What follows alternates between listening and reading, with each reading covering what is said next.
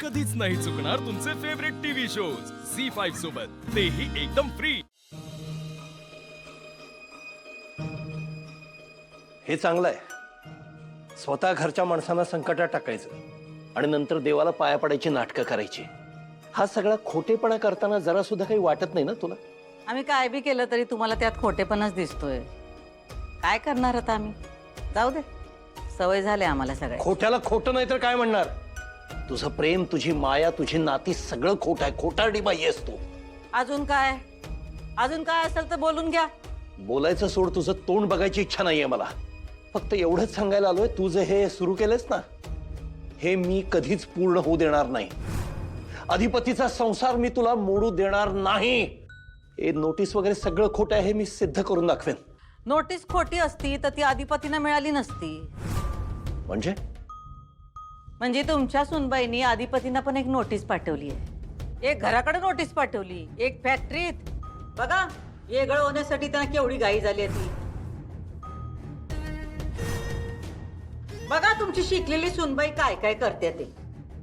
शक्य नाही, अक्षरा असं करणं शक्यच नाही। अक्षराला डिवोर्स हवाय असं होणारच नाही। तिचं प्रेम आहे अधिपतीवरती, का नोटीस पाठवेल त्याला? हो भास्कर, त्यांची वकिली हे बघा, हे आमच्या थोबाडावर फेकून मारले त्यांनी। ही काडी मोडची नोटीस आहे।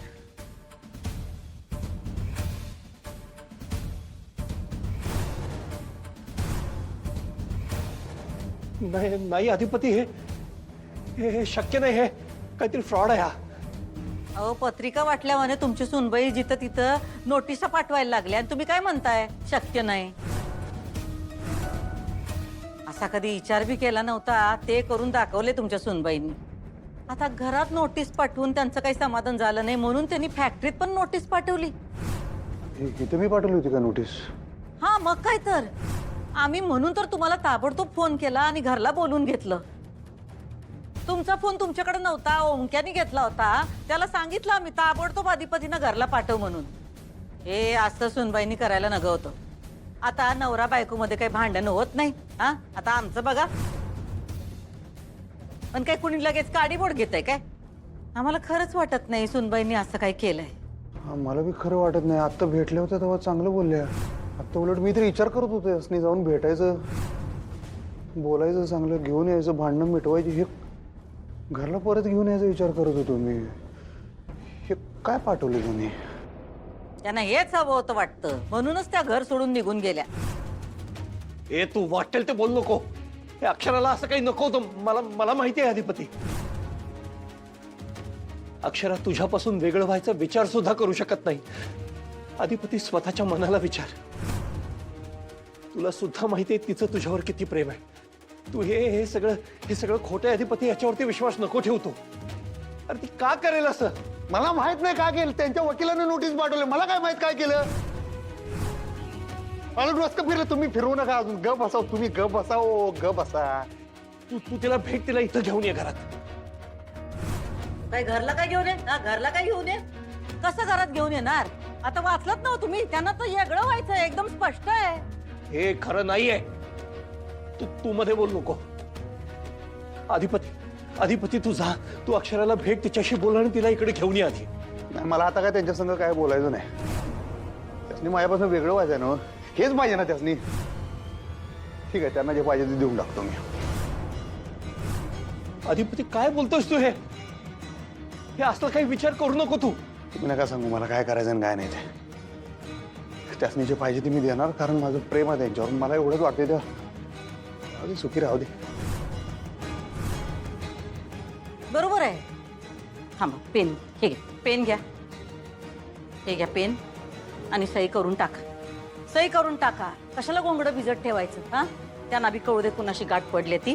द्या नोटीस, देऊन टाका नोटीस। नोटीस पाठवतात।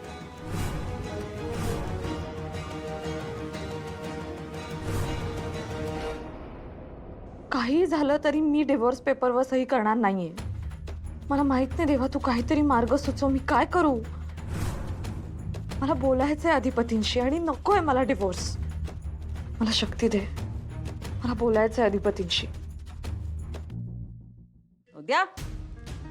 डोकं फिरलंय का तुझं? काय वाटेल ते काय बोलतेस? मी तुला पुन्हा सांगतो, तू मध्ये बोलू नकोस. अधिपती, तू हे सही वगैरे करायचा विचार नको करू.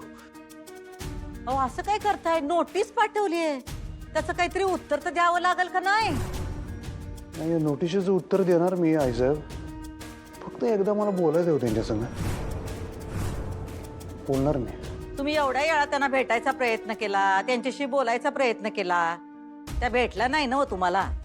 समजून जावा ना त्यांना काय हवंय ते अधिपती. हा, तुम्हाला असं वाटतंय का नाही की त्यांनी सुखी व्हावं? करून टाका सही, संपून टाका इशाई. अधिपती, मी तुझ्यासमोर हात जोडतो. तू या बाईचं काही ऐकू नको. ही तुला भरीस पाडते. तू हिच्यावर विश्वास ठेवू नको. अधिपती, हे सगळं कारस्थान या बाईचं आहे. मला माहितीये, मी सांगतो तुला, माझ्यावरती विश्वास ठेव प्लीज. या कारस्थानाला बळी पडू नको तू.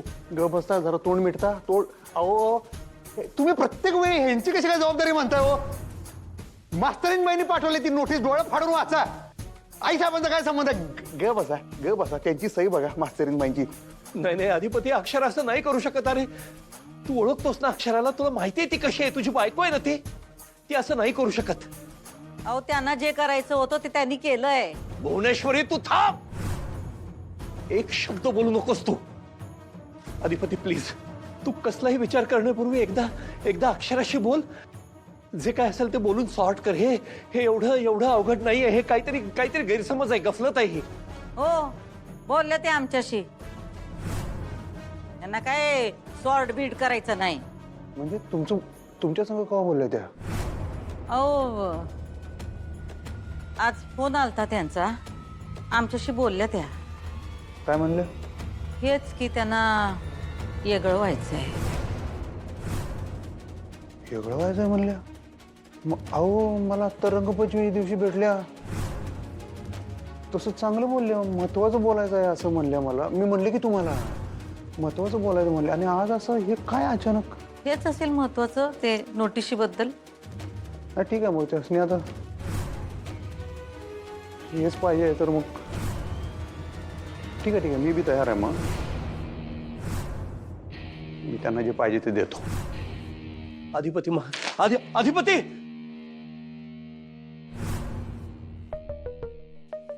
भुवनेश्वरी, हे नको करू प्लीज. हे नको करू. माझ्या मुलाचा सोन्यासारखा संसार उद्ध्वस्त नको करू.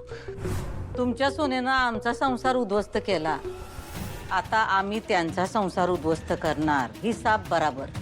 कुठला संसार? तुझा संसार कुठला?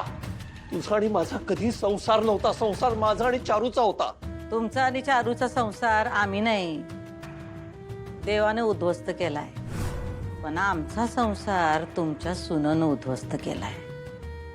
आम्हाला समाजात जे स्थान मिळणार होतं, जो मान मिळणार होता, तो तुमच्या सुनेमुळे नाही मिळाला. अगं, तुला जे हवं होतं ते मी दिलं नाही. मी, तू तिच्यावर का राग धरतेस? तिच्यावर का सूड उगवतेस? आता कुणावर तरी सूड उगवावंच लागणार नाही का? काय भयानक बाई आहेस तू. अशाच होता मी. खोटी आहेस तू, खोटारडी बाई आहेस.